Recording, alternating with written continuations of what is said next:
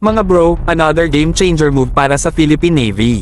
Handang tumulong ang Royal Canadian Navy o RCN sa pagdevelop ng ating submarine capability, patunay na lumalalim ang military ties ng Pilipinas at Canada.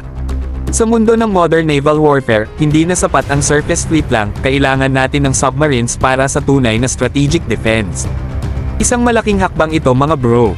Ayon kay Captain Galtro ng RCN, handa silang magbigay ng submarine training sa ating mga sundalo sa dagat. Ibig sabihin, hindi lang ito simpleng goodwill gesture, ito ay konkretong suporta para matutunan ng ating Navy ang advanced submarine warfare tactics. Dahil aminin natin, mahirap pumasok sa larangan ng submarines kung walang sapat na experience at kaalaman. At kung tutusin mga bro, solid ang expertise ng Canada pagdating sa submarines. Ang RCN ay may Victoria-class submarines na ginagamit nila para sa Arctic, Atlantic, at Pacific operations. Kung may isang Navy na kayang magturo sa atin ng stealth operations, underwater surveillance, at anti-submarine warfare, walang duda, Canada ang isa sa mga ideal na partners natin. Ngayon, tanong ng marami, may balak na bang bumili ng submarines ang Pilipinas? Alam natin na gusto ng Philippine Navy ng at least 2 submarines bilang bahagi ng kanilang modernization program.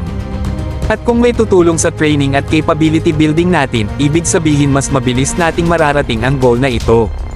Kung may plano kang bumili ng Ferrari, di ba mas okay kung may professional race car driver na magtuturo sa'yo kung paano ito imaneho?